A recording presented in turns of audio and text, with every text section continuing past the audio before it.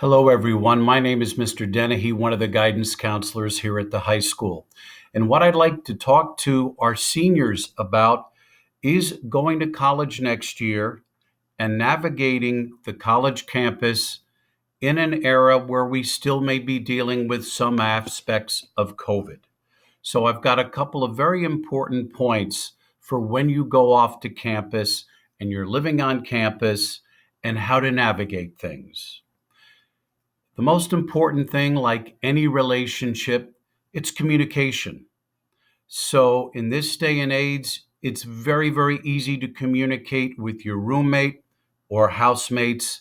And that's going to be really important when you arrive on campus in the fall. So here are a couple of points for you and your housemates to consider as you're navigating things through COVID. First off, when you're talking about visiting, what kind of rules will your room or house have regarding people coming in? Girlfriends, friends, just people in general, people that break away from your small bubble. Having that good communication is extremely important, making sure that you're on the same page. Another aspect, what happens, and this is where planning comes in, if someone does get infected in your house, what is your quarantine plan? How are you going to work that through with the university policies as well? Another aspect to consider is the cleaning schedule. Does the campus provide people for cleaning, or is that something that is totally on you in your house or in your room? Making sure that you have a schedule. And this is real tricky because if people are living on their own for the first time, this is one where, again, terrific communication is going to be important. Another aspect is, how do you plan to socialize?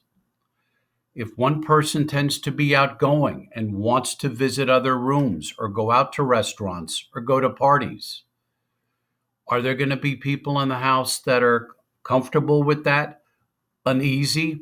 Because again, you are expanding the bubble. All right. So the bottom line is, with visiting, quarantine, cleaning, and the plan for socializing, you got to talk this stuff through. And I would say that would be things that you would do before you arrived on campus, because you want to make sure that all of you are on the same page regarding communication, regarding cleanliness, and dealing with how large or small a bubble you have to work with. Finally, on a very personal note, anxiety is part of the college experience to begin with, whether you are in a COVID environment or a non pandemic environment. Going off to college can be very, very stressful.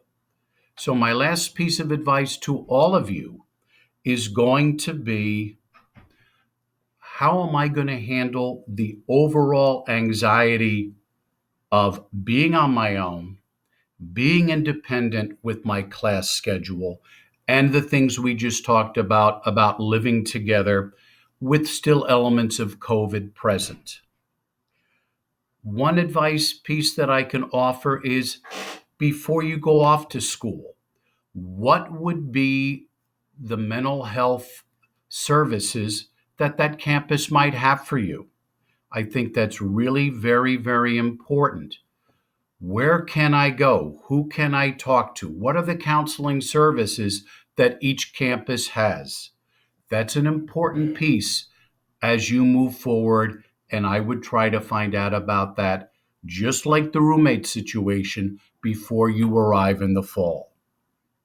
Make sure that you're giving yourself a good life-work balance, making sure that you are taking care of your mental health through conversations with professionals, but also practice things like mindfulness, meditation, perhaps yoga. Making sure that you get the exercise that you need, even if it's a walk every day. We wish you a lot of success next fall. And again, the more that you plan and the more that you communicate, the greater your chances are for success. We wish you well, our senior class. Hi, I'm Emily Peterson, a senior here at South Brunswick High School, and today I'm going to be talking with one of the counselors from the high school, Mr. Kuzma, about transitioning into college.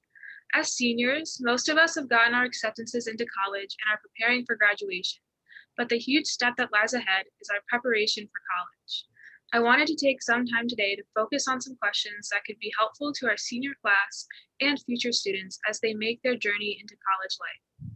To start out, I wanted to get an idea of what should students expect on their first day entering college and wondered if schools typically do orientations. Yes, I think that's a great question to kind of start out with because what we're thinking about here is the big and eventual step of moving out of high school into college. And a lot of students, I think, are going to be living there. They're going to be living on campus.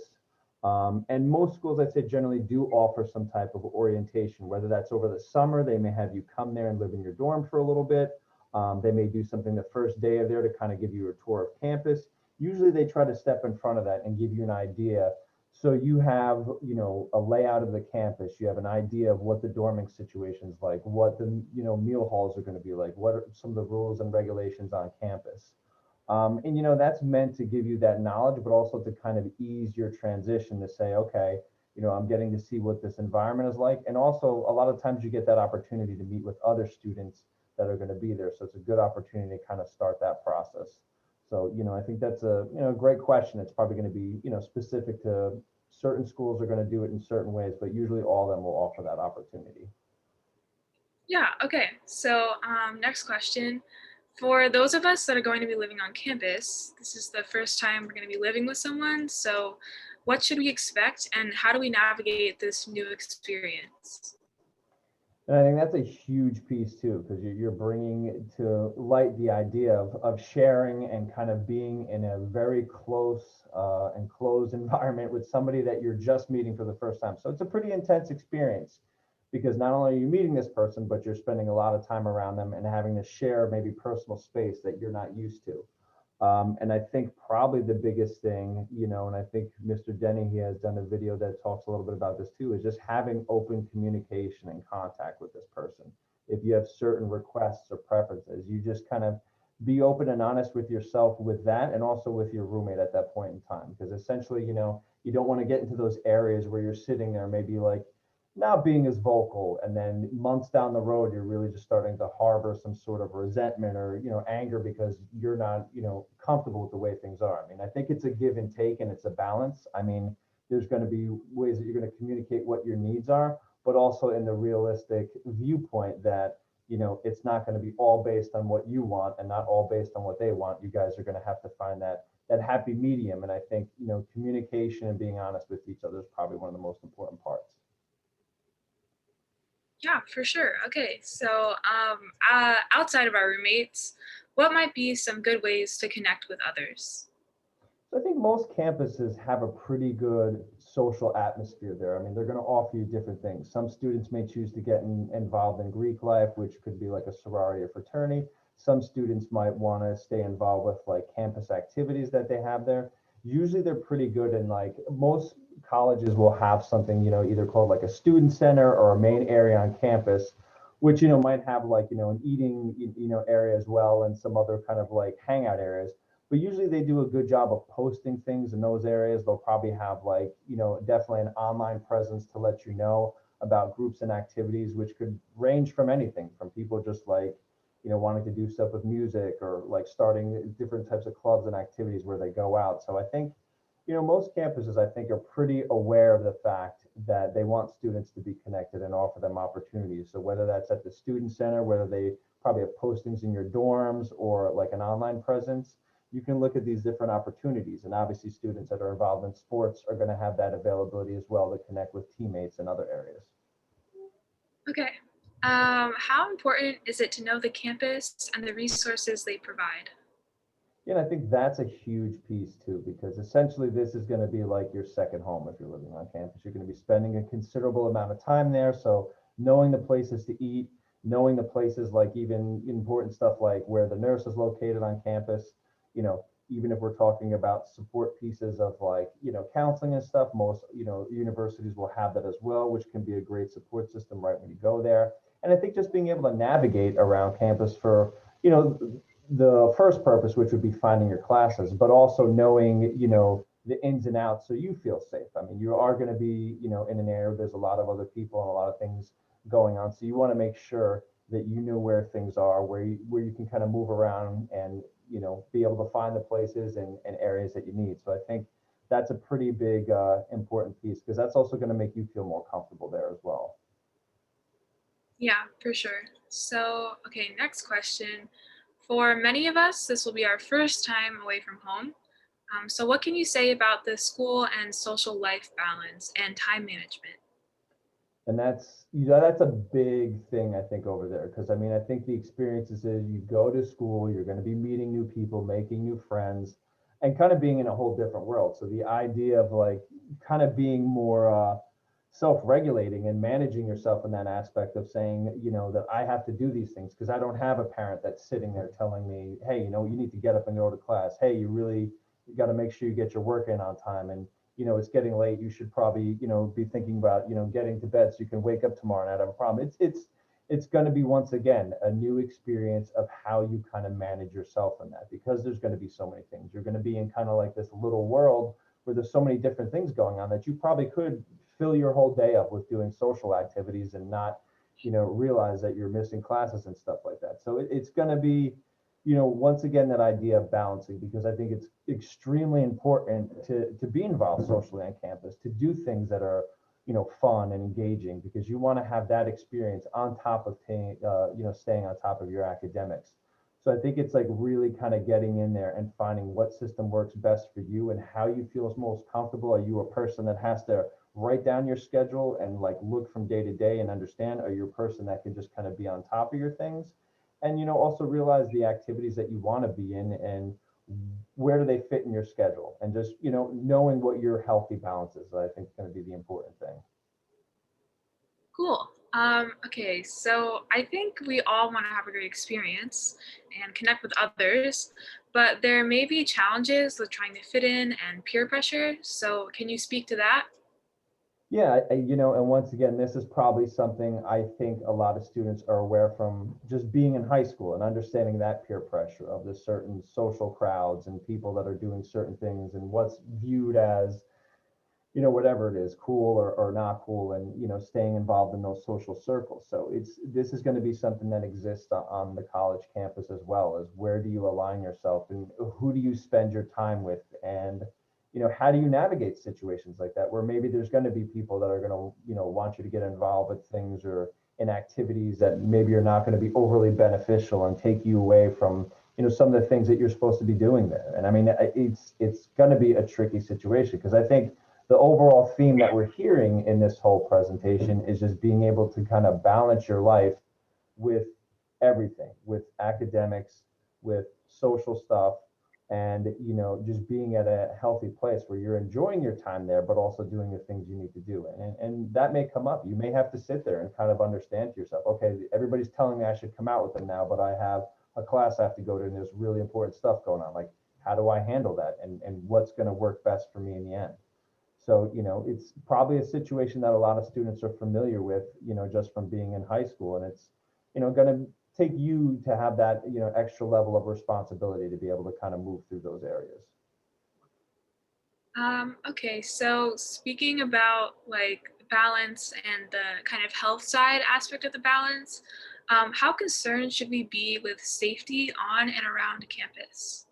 I think that's a big thing. And I think that becomes part of that idea, like that orientation will show you that knowing the resources on your campus.